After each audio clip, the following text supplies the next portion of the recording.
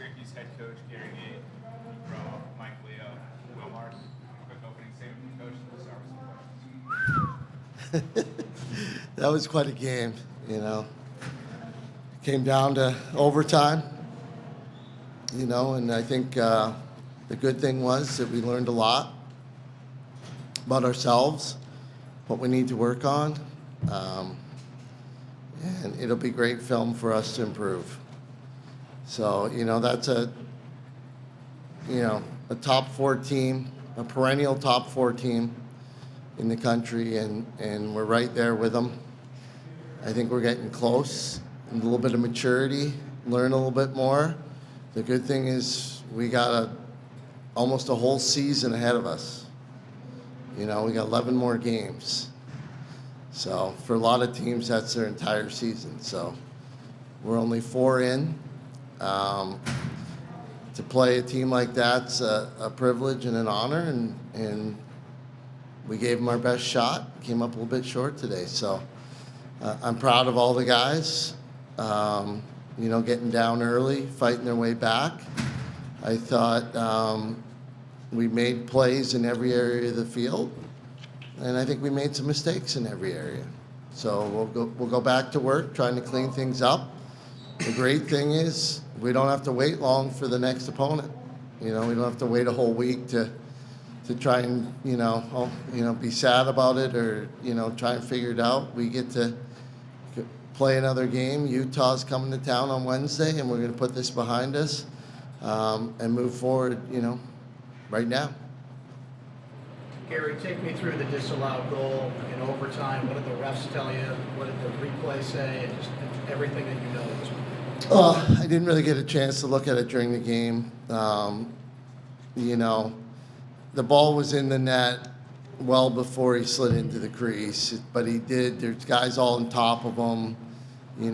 His right hand was in there when he pushed himself to get up. It was a tough call, and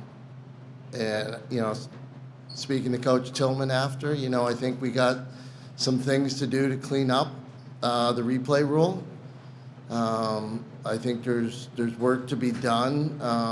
There's been several times already this year in a young year where the refs have come to me and said the player was pushed in the back, but we're not allowed to make that call off review.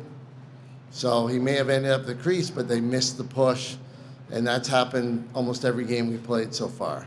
So it makes it interesting. I think we got some work to do as a coaches association to try and get this replay right. When most of the time those goals scored right around the crease involve contact, and whether it's from behind or in front or whatever. So, I'm sure that there's already lots of conversation about it, and I'm sure it'll be addressed next summer when the Rules Committee gets back together again. So I am not. Coach Tillman's the head of the committee, and I've had a lot of dealings with him lately over some other stuff. So we're very familiar, teammates, friends. So that was kind of the discussion that was going on at midfield after the game. Michael, can you take us through that final play? I mean, your thoughts. What did you see? Did you get shoved in the back? Yeah, I had a short stick the whole game, and I saw the shot clock was just winding down. So I took a shot, and obviously called them to go our way. So that's just sports, and got to move on. We have a game Wednesday, and I believe this team is going to come back on Monday or whatever. Do we have practice tomorrow? Whatever day we come back, I know this team is going to move on from it and get back to work. Luke and Michael, Coach Tillman was telling us how he kind of left you guys on the island a lot of the game today. I guess what were you guys seeing with Joey and Owen kind of getting caught up on offense? Yeah, we go up against short sticks all practice long. So we'll get pulls sometimes in practice, and I think when halftime came and me and Luke were like, we got to really initiate the offense more if they're going to short stick us, because they weren't really sliding. So, but we just took our chance and buried our opportunities we had. We knew in practice we had to be able to beat the short stick and score a lot of unassisted goals earlier in the week. So we worked on that a lot in practice too.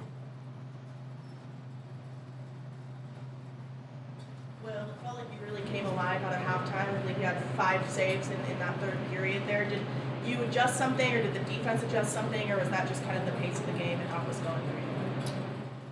Yeah, it's a tough position because, I can't go out there and, grab it. It's a lot of me waiting, being patient for my opportunity to make an impact.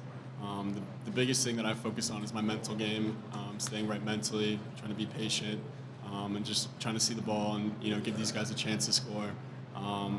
But I just need to be better in the beginning and the end of the game, so focusing on that. So Nathan Levine got a lot of time today. We hadn't really seen him much in the first 3 games. What did you see from him and just the rest of your short stick teammates? A tremendous effort. Like I said before, we made mistakes, but we also made plays. So I think what Nate got and some other players out there was some valuable experience against a top 4 team. And I think that's the positive to really take out of that. Guys like Nate and Vinny Trujillo really got some experience about some of the best players in the country. So we're going to need them to continue to develop and get better, and we will. We got a lot of top 4 opponents still left down the road, and some more top 10 opponents left, and top 20, and so we got plenty of opportunity to address it, try and limit our mistakes, and try and come out on top. Back on the TV stand. Coach, when went into the decision, to start Nick Akamo over Ken Colton, is that something you think we'll see going forward? That's a discussion with Coach O'Dearna, defensive coordinator. He wanted to make that change, and I was okay with it, and he went with it today. He thought with the matchups that we had, it would give us a better chance, so that's the way we went today. We'll see what happens on Wednesday. For Luke and Michael, can you guys just describe how physical this game was out there? I guess it was physical, but that's the type of lacrosse you want to play. I feel like if teams are going to play physical with us, we can match it, and I don't think we have a problem with physicality. So I kind of enjoy it when a short stick is, maybe giving me a jam in my chin, and I'll just thrive off that. Kind of gives me energy, so I don't really mind it. Yeah, I actually didn't feel like it was too physical. After that first jab, you kind of just get by them. That's how I felt. Coming into this one was, is Syracuse back to that upper echelon elite tier of lacrosse school, and having this game be like this and so close, do you think that Syracuse is back in that upper echelon? We're at least competitive in it. We're getting closer. I think the real, we got plenty of opportunities ahead of us to show that we are. So we'll continue to practice and get better, and hopefully we'll get a top 4 win or some top 10 wins, and we can show that we are truly a top 5 team. Coach, what was the message after going down 5-2 early in the game, kind of to revitalize and make that run in the second quarter into the third? It was really just settled down, and we had lots of shots, plenty of opportunities. It was just more about shot selection and taking advantage of the opportunities they were giving us. And you know what? No one panicked. We worked our way back and got up on them, and that's we just didn't finish the game, and that's something that we're a young team. We do have some veteran transfers, veteran players, but we're also a pretty young team out there still with a lot of sophomores and that as well. So we're a mix, and we need to learn, and we need to get better. 2 more questions. Coach, how do you see them take Joey Spalina out of the game early, and what changes do you guys make to the offense? Sorry, I didn't hear that. Taking Joey out of the game, they took Joey out of the game early, and they changes in the second half. Yeah, well, you got one of the best defenders in the country playing Joey, and I thought Joey made some really good plays, moved the ball well, and that was a great battle. And Joey understands that wins and losses come from team efforts, and he was a big part of keeping it close and giving us a chance today. And I know he'll learn from this as well and get better as we go.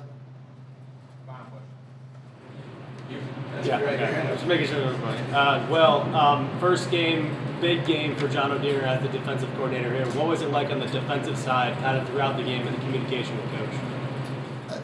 I'm sorry. Well, He's just done an awesome job. We have such a talented group, some really special guys, and he's done a really good job connecting with us. Putting us in the right position to make plays, and we're just going to keep getting better throughout the season. So, like Coach said, we got another one coming up on Wednesday, and we're just going to keep getting better. Thanks, everybody. Thanks, guys.